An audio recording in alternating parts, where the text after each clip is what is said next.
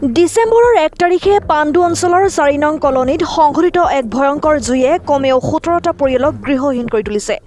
এই অপছেটত 2 ডিসেম্বৰত মুখ্যমন্ত্ৰী ডক্টৰ হিমন্ত বিশ্ব শৰ্মাৰ সক্ষম নেতৃত্ব আৰু ফলপ্ৰসূ পৰামৰ্শৰ অধীনত বিজেপি জালুকবাৰী মণ্ডলৰ সভাপতি তথা প্ৰখ্যাত সমাজকৰ্মী কমল দেয়ে সেই ঠাইত ক্ষতিগ্ৰস্ত লোকসকলক কম্বল, কাপোৰ, খাদ্য আদিৰ দৰে অত্যাৱশ্যকীয় সামগ্ৰীৰ বিতৰণ কৰিছে। ইয়াৰ উপৰি তেওঁলোকৰ ঘৰবোৰ পুনৰ নিৰ্মাণ কৰাৰ বাবে টিনৰ চাদৰ আৰু অন্যান্য সামগ্ৰী প্ৰদান কৰা হয়।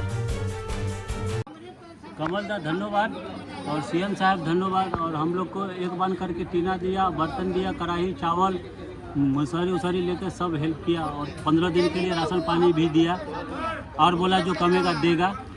सीएम साहब को धन्यवाद और कमल दा को धन्यवाद। जोड़ के अच्छा से जोर से बोलूं। कमल दादा धन्यवाद, हमको दादा धन्यवाद। राशन भी मिला है, बर्तन भी मिला है, टीना भी मिला है, 10,000 रुपया भी मिला है।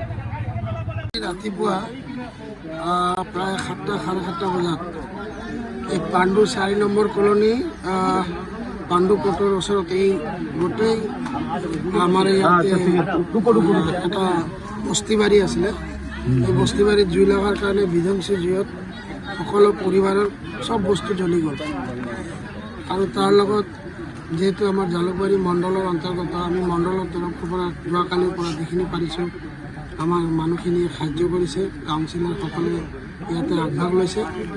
লগতে আমাৰ মাননীয় অসমৰ মুখ্যমন্ত্ৰী CM ছাৰৰ যিটো সমষ্টি তেখেতে বিধায়ক হিচাপে অসমৰ মাননীয় মুখ্যমন্ত্ৰী হিচাপে আজি তেখেতে এই এৰিয়াটো ভিজিট কৰিছে আৰু যিবিলাক লাগতিয়াল বস্তু এটা পৰিয়ালৰ কাৰণে যিখিনি বস্তু দৰকাৰ তেখেতে ঘৰ বনোৱাৰ পৰা আদি কৰি 15 দিনৰ ৰেচনৰ পৰা আৰম্ভ কৰি বাচ্চা আৰু পৰিয়ালৰ সকলৰ কাৰণে কাপোৰ চাপোৰ তেখেতে দি গৈছে আৰু কৈছে যে ঘৰবিলাক অতি সোনকালে বনাই মানুহখিনি যাতে পুনৰ স্থাপন কৰা যায় তাৰ কাৰণে তেখেতে ব্যৱস্থা লৈছে। মালিগাঁৱৰ পৰা কেমেৰা পাৰ্চন সন্দীপ কুমাৰ সিঙৰ সহযোগত প্ৰদীপ দেৱনাথৰ ৰিপৰ্ট, নিউজ অসমীয়া।